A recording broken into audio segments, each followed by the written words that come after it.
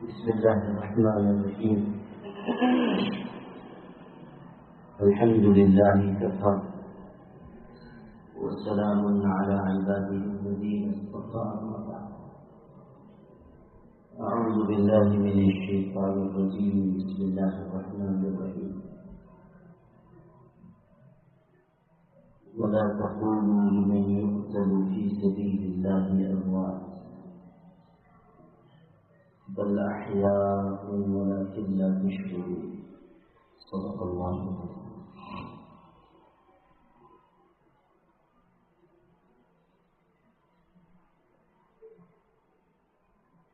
محرم الحرام کے یہ مہینہ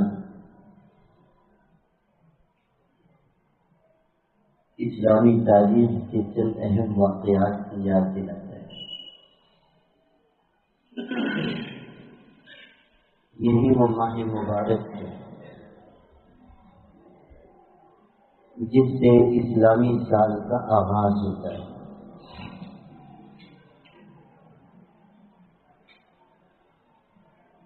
اور اسی مہینے کی پہلی تاریخ کو اسلام کی عظیم الشان اور جلیل القدر شخصیت حضرت عمر بن خطاب رضی اللہ تعالیٰ عنہ کی شہادت کا واقعہ پیش آیا. ذی الحجہ کی آخری تاریخوں میں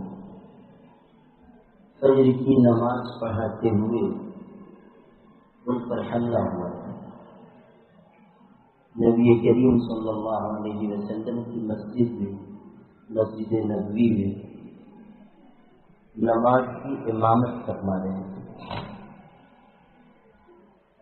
سورہ یوسف سے ان کو بڑی محبت تھی تو عام طریقے پر فجر کی نماز میں سورہ یوسف کی تلاوت کرنا تھا. جس دن ان پر حملہ ہوا اس دن بھی وہ اسی سورت کی تلاوت کر رہے تھے. کتابوں میں ہے کہ جب اس آیت تک پہنچے انما اشکو بثی وحزنی الی اللہ، یہ بعض کتابوں میں یہ ہے کہ حضرت یعقوب علیہ السلام کے بارے میں جو غم اور صدمے کا تذکرہ ہے وہ کبیر یہ لفظ آیا ہے. یہاں تک پہنچے تھے کہ ان پر ایک بدبخت مجوسی شخص جس کا نام ابو لولو فیروز تھا، اس نے حملہ کیا اور خنجر سے ان کے جسم پر وار کیا جس سے ان کا پیٹ پھٹ گیا اور وہ زمین پر گر گئے. حضرت عبد الرحمن بن عوف رضی اللہ تعالیٰ پیچھے صف میں تھے. حضرت عمر بن خطاب نے ان کو اشارہ کیا کہ وہ نماز پڑھا دیں. نماز ابھی جاری تھی، مکمل نہیں ہوئی تھی تو ان کو اشارہ کیا کہ نماز مکمل کر دیں. چنانچہ انہوں نے نماز کی تکمیل کرائی. اتنی دیر حضرت عمر رضی اللہ تعالیٰ زخمی حالت میں اسی طرح زمین پر رہے. نماز کے بعد ان کو اٹھایا گیا، گھر لایا گیا، دوا علاج کی کوششیں کی گئی لیکن زخم اتنا کاری تھا کہ بچنے کی امید باقی نہ رہی. کسی حملے کے نتیجے میں حضرت عمر بن خطاب رضی اللہ تعالیٰ کی محرم الحرام کی پہلی تاریخ کو شہادت کی. حضرت عمر رضی اللہ تعالیٰ اسلامی تاریخ کی ایسی شخصیت ہے کہ جن پر بجا طور پر فخر کیا جا سکتا ہے. اللہ نے ان کے ذریعے اسلام کو فتح و نصرت عطا کرنا اور خود ان کی ذات میں ایسی اونچی صفات جمع کی کہ جن کو پڑھ کر اور سن کر ایمان تازہ ہوتا ہے. مسلمانوں کو تو جانے دیجیے، دنیا کے غیر مسلم، دنیا کے کافر اور مشرک وہ ان کی زندگی پڑھنے کے بعد یہ کہنے پر مجبور ہوئے کہ اگر دنیا میں عدل و انصاف کی حکمرانی کی کوئی مثال ہے تو حضرت عمر حضرت ابوبکر کی حکمرانی ہے۔ آپ غور کیجیے کہ یہ گواہی غیر مسلموں کی ہے، اپنوں کی نہیں بیگانوں کی ہے۔ وہ یہ کہہ رہے ہیں کہ اگر تم کو اچھی حکومت کرنی ہے، اچھی حکمرانی کرنی ہے تو تم کو حضرت ابوبکر اور عمر کی مثال سامنے رکھنی چاہیے۔ اسی ملک میں، ہمارے ہندوستان میں، جب 1935-36 میں کانگریس کی حکومتیں بعض صوبوں میں قائم ہوئی تو اس وقت کے لیڈر گاندھی جی نے اس زمانے کے وزراء کو، کابینہ کے لوگوں کو نصیحت کرتے ہوئے یہ کہا تھا کہ اگر تم ایک مثالی حکومت قائم کرنا چاہتے ہو، بہتر حکمرانی کرنا چاہتے ہو، تو تم کو چاہیے کہ تم ابوبکر اور عمر کی زندگی پڑھو، ان کے طریقے کو اختیار کرو۔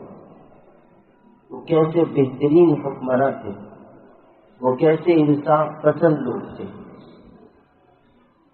تو آپ غور کیجئے کہ اللہ نے حضرت عمر رضی اللہ تعالیٰ کو کیسی اونچی صفات عطا کی۔ ان کے زمانے میں اسلامی سلطنت کے حدود پھیلے اور پھیلتے چلے گئے، یہاں تک کہ آدھی سے زائد دنیا پر اسلام کا جھنڈا لہرایا۔ 22 لاکھ مربع میل اتنے رقبے پر ان کی حکومت قائم تھی۔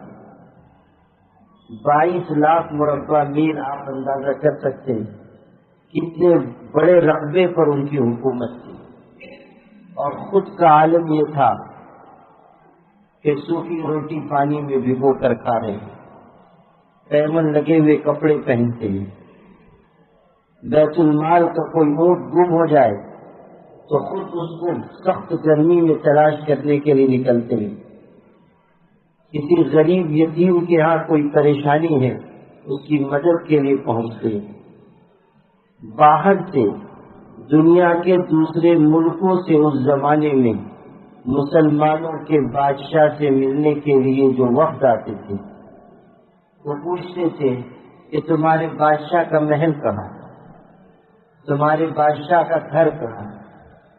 صحابہ کہتے تھے ہمارے امیر محل میں نہیں رہتے، یہ معمولی سا ان کا مکان ہے، اور تم کو ملاقات کرنی ہو مسجد میں چلے جاؤ، مسجد میں ملاقات ہو جائے گی۔ بسا اوقات ایسا بھی ہوا کہ باہر ملک سے کوئی وفد آیا امیر المومنین سے ملاقات کے لیے، مسجد میں گھر پر ملاقات نہیں ہوئی، لوگوں نے پوچھا کہاں ہے تو بتایا گیا کہ آگے چلے جاؤ، فلاں درخت کے نیچے آرام کر رہے ہیں۔ جا کر دیکھا تو حیران ہوئے کہ آدھی سے زائد دنیا کا حکمراں ببول کے درخت کے نیچے لیٹا ہوا ہے، اور اپنے سر کے نیچے اس نے ایک اینٹ رکھ رکھی ہے، اینٹ تکیے کے طور پر رکھی ہے، اور اس کے اوپر سر رکھ کر اطمینان سے آرام فرمائے۔ دنیا میں آپ کو کہیں ایسی مثال نہیں ملی کہ اس سادگی کے ساتھ، اس جفا کشی کے ساتھ کسی نے حکمرانی کی ہو۔ اس ساری قربانی کے بعد اللہ کے ڈر اور خشیت کا عالم یہ تھا، ارشاد فرماتے تھے کہ اگر دریائے دجلہ کی لہروں میں آ کر کوئی بکری کا بچہ بھی مر جائے تو قیامت کے دن اس کے بارے میں عمر سے سوال ہوگا، مجھ سے پوچھا جائے گا۔ اللہ کی خشیت، خدا کے خوف کا یہ عالم جب دنیا سے رخصت ہو رہے تھے، شہادت قریب تھی، حضرت عبداللہ ابن عباس رضی اللہ عنہما نے ان کی تعریف کی۔ حضور کے چچا کے بیٹے تھے، حضرت عبداللہ ابن عباس حضور کے چچا کے بیٹے، اور قرآن کے سب سے زبردست مفسر تھے. حضور نے ان کو دعا دی تھی کہ اللہ اس کو قرآن کا علم عطا کرے. اللہ نے ان کے سینے کو قرآن کے علم سے بھر دیا تھا. جب حضرت عمر رضی اللہ تعالیٰ کی حالت زیادہ خراب ہوئی، وہ عیادت کے لیے آئے بیمار پرسی کے لیے، تو حضرت عمر سے کہنے لگے کہ اللہ نے آپ کو کتنا اونچا مقام عطا کیا، آپ کے ذریعے اسلام کو عزت اور فتح و نصرت ملی، آپ کا زمانے خلافت مسلمانوں کے لیے باعث رحمت ہوا. حضور اس حالت میں دنیا سے گئے کہ آپ سے راضی اور خوش تھے. سیدنا ابو بکر اس حالت میں گئے کہ آپ سے راضی اور خوش تھے. آپ نے سعادت کی زندگی گزاری اور اب اللہ آپ کو شہادت کی موت عطا کر رہا ہے. بشارت اور خوشخبری ہو آپ کے لیے. یہ تعریف فرمائیں. حالت آپ غور کر لیجیے، ذہن میں رکھیے کہ آخر وقت ہے، دنیا سے رخصت ہونے کی گھڑی قریب ہے، اور ساری زندگی ان کی لوگوں کی نگاہ کے سامنے ہے. کس احتیاط اور تقوی کے ساتھ زندگی گزاری. لیکن جب حضرت عبداللہ ابن عباس نے یہ بات کہی، ارشاد فرمایا، حضرت عمر فرمایا، لیتنی انجو کا فاقر لا لی ولا علی، کاش قیامت کے دن میں برابر سرابر چھوٹ جاؤں، نہ کوئی نیکی ملے نہ مجھ پر کوئی گناہ ہو. اگر ایسا ہوا تو میں اپنے آپ کو خوش نصیب سمجھوں گا. آپ اندازہ کیجیے کہ یہ کہنے والی حدیث کس کی ہے. لیتنی انجو کا فاقر، کاش میں برابر سرابر چھوٹ جاؤں، قیامت کے دن مجھ سے حساب کتاب نہ ہو، اللہ مجھ کو معاف فرما دے. یہ اللہ کی خشیت، اللہ کا تقوی ان کے دل میں. تو اسی محرم الحرام کی پہلی تاریخ کو ان کی شہادت ہے. اس سے یہ بات بھی آپ کے ذہن میں رہنی چاہیے کہ اسلامی سال اس مہینے سے شروع ہو رہا ہے اور پہلا دن حضرت عمر کی شہادت یاد دلاتا ہے.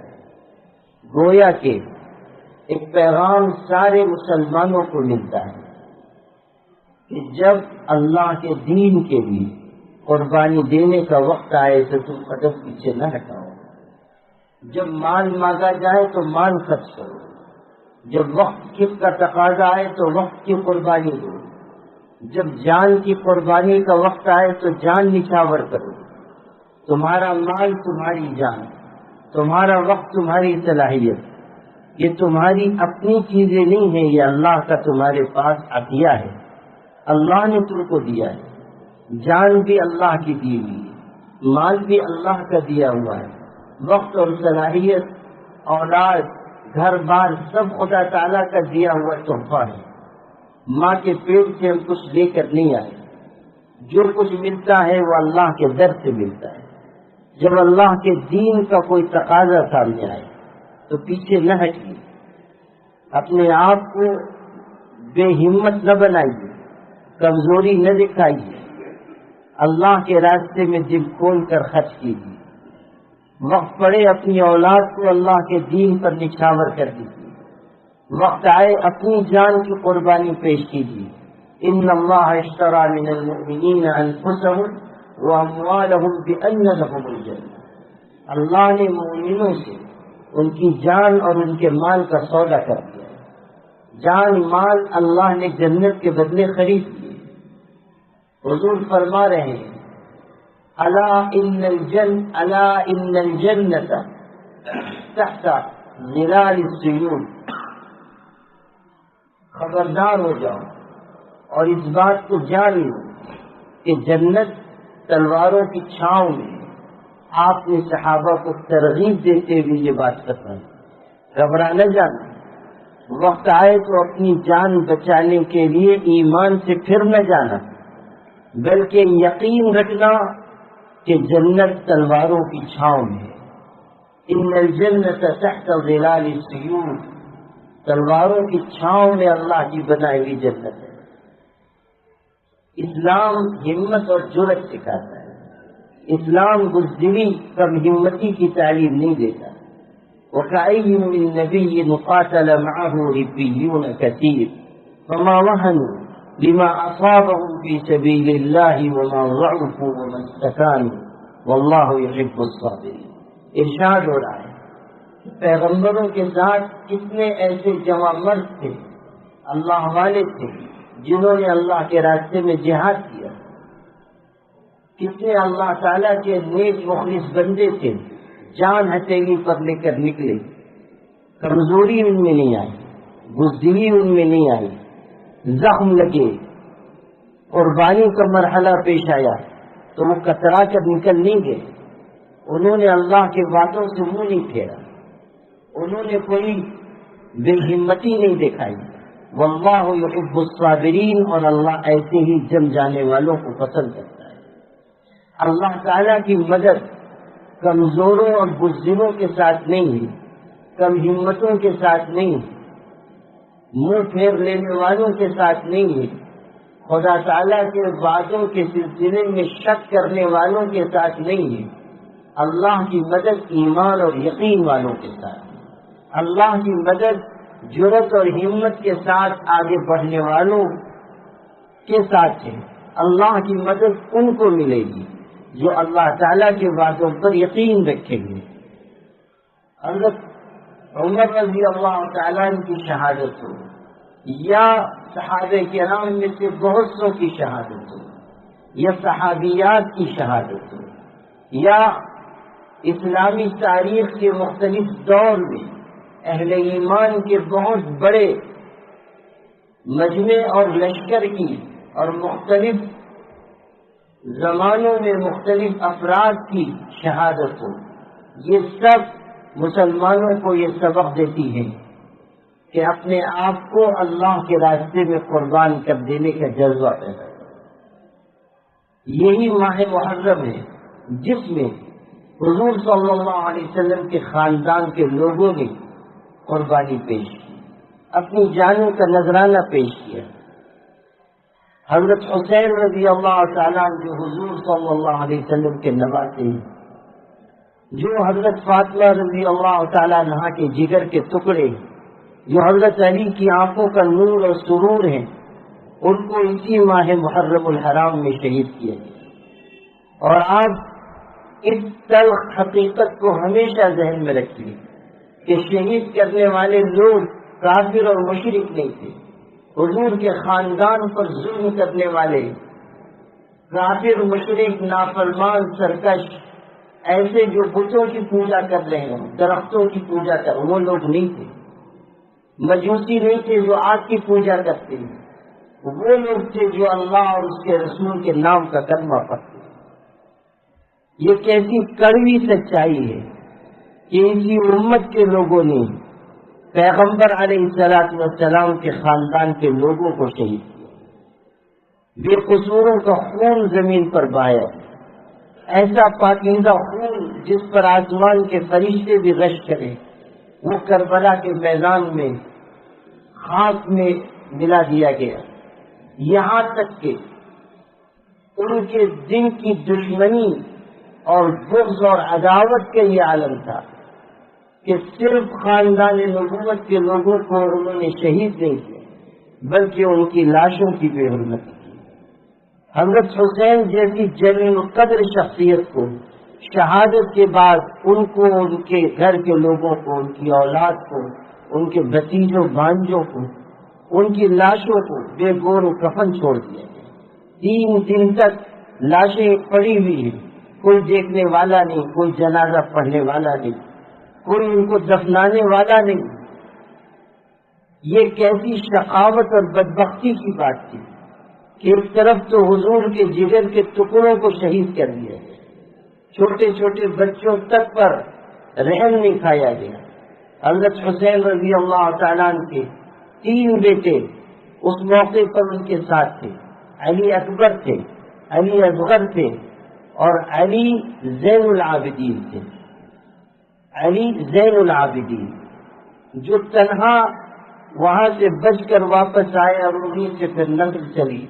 اس وقت وہ سخت بیمار تھے، بخار کے عالم میں تھے، اور انہوں نے بھی اپنے والد حضرت حسین رضی اللہ تعالیٰ عنہ سے میدان میں جا کر لڑنے کی اجازت مانگی.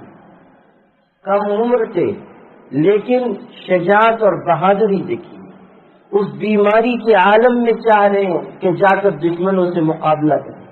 حضرت حسین نے منع کیا کہ بیٹے تم بیمار ہو اور ہم سب شہید ہو جائیں گے، اکثر لوگ شہید ہو چکے تھے، کہاں جتنے باقی بچے ہیں وہ بھی شہید ہو جائیں گے، یہ سب عورتیں ہیں، تمہاری ماں ہے، تمہاری پھوپھی زینب ہے اور خاندان کی اور عورتیں ہیں، ان کو واپس لے کر جانے والا کوئی نہیں ہوگا، ان کو مدینہ منورہ تک پہنچانے والا کوئی نہیں ہوگا، اس لیے تم خیمے ہی میں رہو، تم میدان میں نکل کر نہ آؤ، تم بھی شہید ہو جاؤ گے تو ان عورتوں کو واپس لے جانے والا کوئی باقی نہیں رہے گا۔ حضرت حسین رضی اللہ تعالیٰ عنہ کے دو بیٹے، ایک تو جوان سے تقریباً 18-19 برس کی عمر تھی، علی اکبر نام کا، وہ شہید ہوئے۔ آپ غور کیجیے کہ حضرت حسین رضی اللہ تعالیٰ عنہ کے لیے یہ کیسا صبر کا مرحلہ تھا کہ اپنے جوان بیٹے کی لاش اٹھا کر میدان جنگ سے لے کر آئے۔ ان کے بھتیجے حضرت حسن رضی اللہ تعالیٰ عنہ کے بیٹے قاسم تھے، وہ شہید ہوئے، عبداللہ تھے وہ شہید ہوئے، محمد اور عون ان کے بھانجے تھے، حضرت زینب ان کی بہن تھی، ان کے بیٹے تھے۔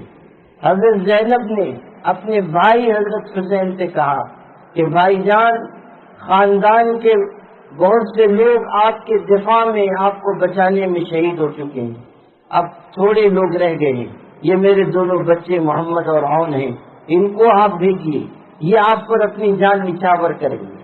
حضرت حسین نے کہا یہ نوعمر ہیں اور میرا دل اس کو قبول نہیں کرتا کہ یہ نوعمر بچے جائیں اور اپنی جان کا نذرانہ پیش کریں، دو ہی تمہارے بچے ہیں، کس طرح تم صبر کر سکو گی اور برداشت کر سکو گی؟ لیکن اس بہن کا جذبہ دیکھیے، انہوں نے کہا کہ میرے بچوں کے لیے اس سے بڑھ کر سعادت اور کیا ہوگی کہ آپ جیسی عظیم ہستی پر اپنی جان نچھاور کریں۔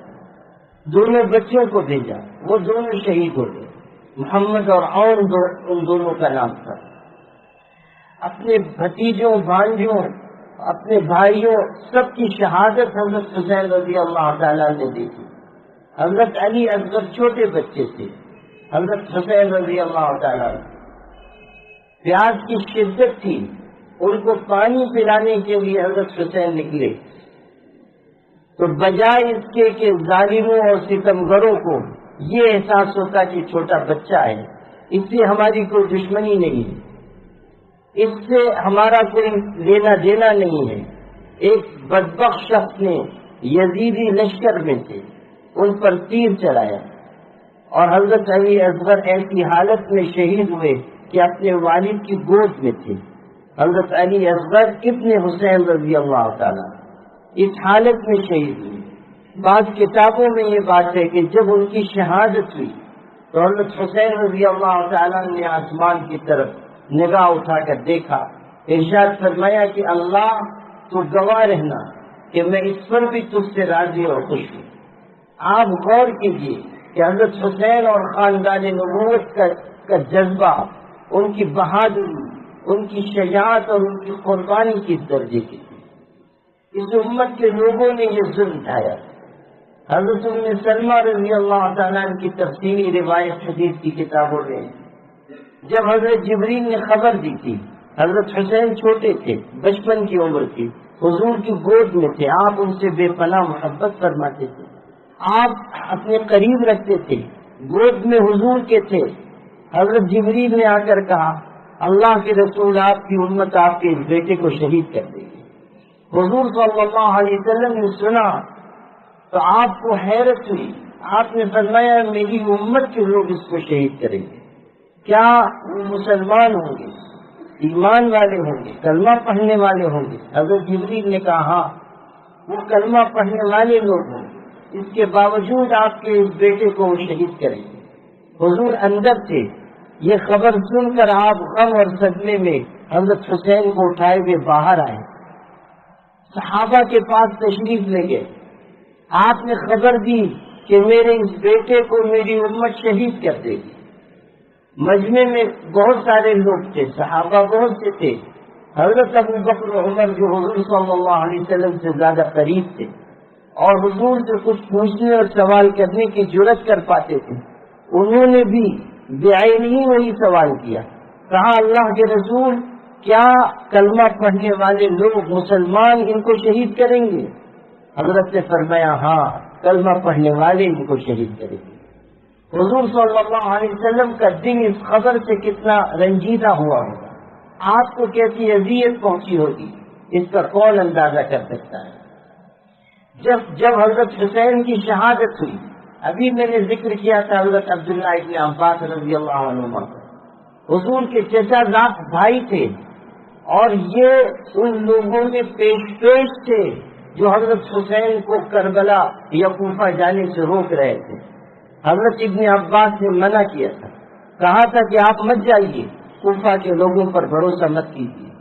حضرت زبیر رضی اللہ تعالیٰ انہوں نے حضرت عبداللہ ابن زبیر انہوں نے روکا، وہ بھی حضور کے خاندان کے ایک فرد تھے، منع کیا مت جائیے۔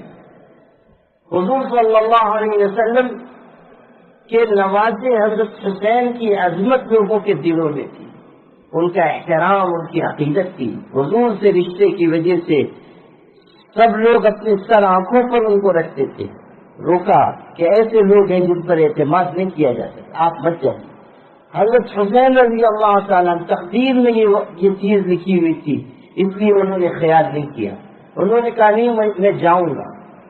حضرت عبداللہ ابن عباس نے آخر وقت میں یہ کہا تھا کہ اچھا اگر آپ جانے ہی چاہتے ہیں تو کم از کم یہ کیجیے کہ عورتوں کو بچوں کو ساتھ نہ لے جائیں، مجھے کوفہ کے لوگوں پر بالکل اطمینان نہیں ہے، آپ جا رہے ہیں مردوں کے ساتھ جائیے، عورتوں بچوں کو چھوڑ کر جائیے۔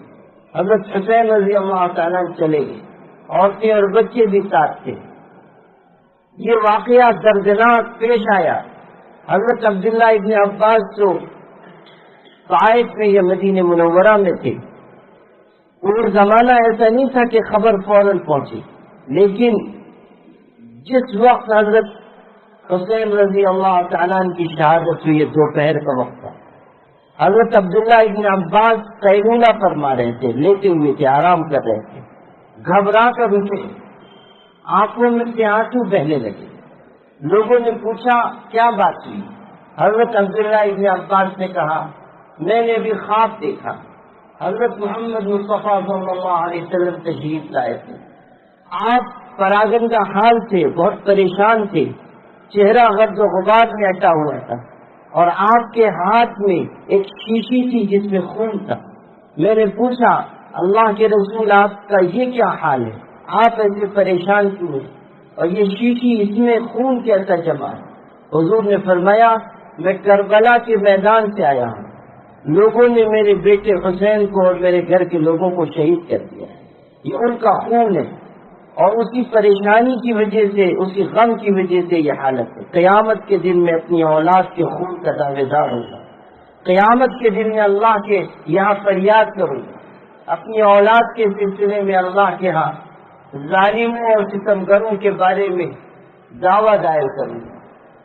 حضرت ام سلمہ کے بارے میں بھی البدایہ والنہایہ تاریخ کی کتاب ہے، اس میں حضرت ام سلمہ جو ام المومنین ہیں ان کا بھی خواب ہے کہ حضرت ام سلمہ نے بھی خواب دیکھا، حضور صلی اللہ علیہ وسلم تشریف لائے ہیں، رو رہے ہیں، پوچھا میرے سرتاج کیا ہوا؟ فرمایا حسین کو شہید کر دیا گیا اور میں ان کا مقتل دیکھ کر آ رہا ہوں۔ حضرت ام سلمہ رضی اللہ تعالیٰ عنہ بیان کرتے ہوئے خود رو پڑی کہ حضور صلی اللہ علیہ وسلم کو میں نے غمزدہ اور روتا ہوا دیکھا۔ اس کے 22 دن کے بعد حضرت حسین رضی اللہ تعالیٰ عنہ اور خاندان کے لوگوں کی شہادت کی خبر مدینہ منورہ پہنچی۔ جس دن شہادت ہوئی تھی اسی دن حضرت ام سلمہ نے کہا کہ میں نے ایسا خواب دیکھا ہے، اور حضور نے فرمایا ہے اس لیے یہ یقینی خبر ہے کہ حضرت حسین شہید کر دیے۔ تو خاندان رسول نے، اہل بیت نے اسی ماہ محرم میں جام شہادت نوش کیا۔ 72 افراد تھے، سامنے ہزاروں کا لشکر تھا، 30,000 افراد لشکر میں بیان کیے جاتے ہیں، بعض کتابوں میں 40,000 لوگ تھے، دوسری طرف صرف 72 افراد ہیں۔ حضرت حسین رضی اللہ تعالیٰ نے ان کا ایثار دیکھیے، ان کی قربانی دیکھیے، ان کا جذبہ دیکھیے. جب انہوں نے محسوس کیا کہ اب یہ لوگ مجھ کو شہید کر ہی دیں گے تو آپ نے سب لوگوں کو جمع کیا، ارشاد فرمایا یہ لوگ میرے خون کے پیاسے ہیں، یہ مجھ کو شہید کرنا چاہتے ہیں، تم سے ان کا کوئی لینا دینا نہیں ہے، اس لیے تم میں سے جو واپس جانا چاہے چلا جائے، اس پر کوئی ملامت نہیں ہے، کسی طرح کی کوئی داروگیر نہیں ہے، واپس چلے جائیں اپنی جان کی حفاظت کرنے. یہ لوگ صرف میرے خون کے پیاسے ہیں. مگر حضور صلی اللہ علیہ وسلم کے خاندان کے لوگ کیسے اعلیٰ درجے کے تھے، حضرت حسین کے جانثار کس جذبے کے تھے. انہوں نے کہا ہرگز ہرگز ہم آپ کو چھوڑ کر ہی جائیں گے.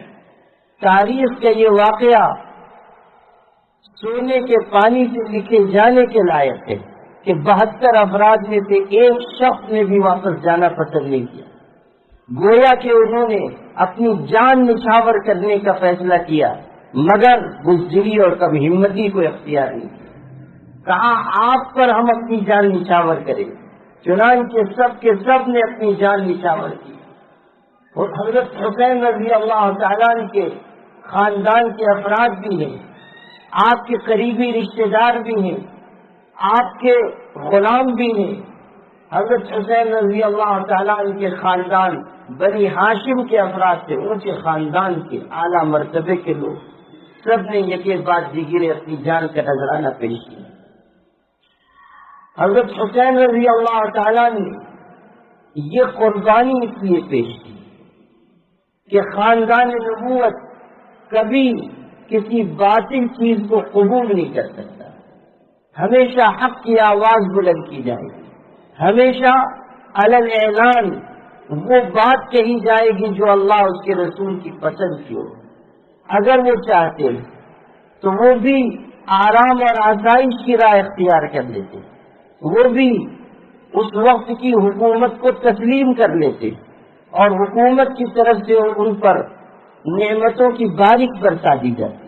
لیکن حضرت حسین رضی اللہ تعالیٰ نے عزیمت کی راہ اختیار کی، آخر دم تک ڈٹے رہے، یہاں تک کہ اپنی شہادت سے ذرا پہلے انہوں نے جو اس لشکر کے سامنے تقریر فرمائی تھی، ایک ایک جملہ دن میں پیوست ہونے والا ہے. ارشاد فرمایا تھا میں تمہارے نبی کا نواسا ہوں، میں ان کے خاندان کا فرد ہوں، میرے علاوہ روئے زمین پر اب نبی کی اولاد، نبی کا بیٹا کوئی باقی نہیں ہے. مجھ کو اس وقت خاندان کے سب لوگ شہید ہو چکے تھے. فرمایا میرے علاوہ نبی کی اولاد میں سے کوئی باقی نہیں ہے. کیا تم مجھ کو قتل کر کے قیامت کے دن اپنے پیغمبر کو منہ دکھا سکو گے؟ کیا قیامت کے دن تم ان کا سامنا کر سکو گے؟ اللہ کے رسول کی بارگاہ میں حاضر ہوگے تو کیا جواب دے سکو گے؟ ایسے الفاظ کہے کہ اگر ان لوگوں کے دلوں میں تھوڑی سی بھی ایمانی رمق باقی ہوتی تو اپنے ارادے سے باز آ جاتے. مگر مسلمانوں ہمیشہ یاد رکھنا کہ جب مال، اقتدار، عہدہ اور منصب انسانوں کے لیے قبلہ مقصود بن جائے تو پھر وہ نہ کسی کا احترام کرتے ہیں، نہ کسی انصاف اور عدالت کی بات پر وہ چلتے ہیں. اس فصیح و بلیغ اور درمندانہ خطبے کے باوجود یزیدی لشکر نے حضرت حسین رضی اللہ تعالیٰ عنہ کو شہید کر دیا، ان کی لاش کی بے حرمتی کی. اور ایسے واقعات کتابوں میں ہیں، اہانت اور توہین کی ایسی باتیں ہیں کہ زبان سے کہتے ہوئے بھی کلیجہ پھٹتا ہے. حضور صلی اللہ علیہ وسلم کی اولاد کے ساتھ، اس شخص کے ساتھ جس کے ہونٹوں کو حضور نے چوما، جن کے رخسار کو حضور نے چوما، جن کے بارے میں کہا جنتی جوانوں کے سردار ہیں، جن کے بارے میں کہا کہ جو ان سے محبت کرتا ہے اللہ تو بھی اس سے محبت فرما، جو اس سے بغض اور دشمنی رکھے اللہ تو بھی اس سے دشمنی فرما. ایسے الفاظ کہ ہمارے نتائم ان الدنیا، یہ دونوں میرے لیے، حسن و حسین کے بارے میں کہا یہ دونوں میرے لیے پھول کی خوشبو کی طرح ہے. اپنے کندھے پر جن کو سواری کرائی. سجدے میں ایک مرتبہ بہت دیر ہو گئی، نماز پڑھا رہے تھے، بہت دیر ہو گئی سجدے میں، سب نہیں اٹھاتے تھے. صحابہ کو خیال ہوا پتہ نہیں کیا بات پیش آ گئی. جب نماز ختم ہوئی کسی نے ہمت کر کے پوچھا اللہ کے رسول آج بہت لمبا سجدہ آپ نے فرمایا، اتنا لمبا سجدہ کرنے کی آپ کی عام عادت نہیں ہے، کیا بات پیش آئی؟ حضرت نے فرمایا حسین کھیلتے ہوئے آ گئے تھے اور پیٹھ پر سوار ہو گئے. جب تک وہ پیٹھ پر کھیلتے رہے مجھ کو یہ گوارا نہیں ہوا کہ میں ان کو اتار دوں اور سجدے سے سر اٹھا دوں. جب وہ خود سے ہٹ گئے تب میں نے سجدے سے سر اٹھایا. آپ غور کیجئے کہ جس شخصیت کا حضور نے اتنا احترام کیا اور ایسی محبت جن کو کی ان کے ساتھ کیسا ظالمانہ سلوک کرتے ہیں اور کیسی بے حرمتی اور توہین ان کی گئی. بعد میں یہ سب ظالم اور ستمگر اپنے انجام کو پہنچے اور اللہ نے اسی دنیا میں دکھایا کہ ان ملعونوں کا کیسا برا حشر ہوا. کبھی موقع ہوگا تو اس کی تفصیل میں عرض کروں گا. آپ سے اخیر میں مجھ کو یہ عرض کرنا ہے کہ حضرت عمر کی شہادت ہو، حضرت حسین یا خاندان نبوت کی شہادت ہو، ان کی قربانی ہو، اس کو صرف بیان کر دینے اور سن لینے سے فرض ادا نہیں ہوگا. یہ واقعات ہمیں یہ پیغام دیتے ہیں کہ ہمارے اندر بھی ہمت و جرأت پیدا ہو، ہمارے اندر بھی قربانی کا جذبہ پیدا ہو، ہمارے اندر بھی اللہ تعالیٰ کی راہ میں آگے بڑھنے کا مزاج آئے. جب تک یہ چیز ہم میں نہیں پیدا ہوگی یہ امت ترقی نہیں کر سکے گی. ہمیشہ یاد رکھیے وہی قومیں روئے زمین پر سرخرو ہوتی ہیں جو قربانی کے ساتھ زندہ رہتی ہیں. وہی قومیں آگے بڑھتی ہیں جن کے اندر ہمت اور جرأت ہوتی ہے. وہی قومیں سرفراز کی جاتی ہیں جو اللہ اور اس کے رسول پر ایمان و ایقان کی دولت سے سرفراز ہوتی ہے. اللہ پاک ہم سب کو عمل کی توفیق عطا فرمائے. وآخر دعوانا الحمد للہ رب العالمین.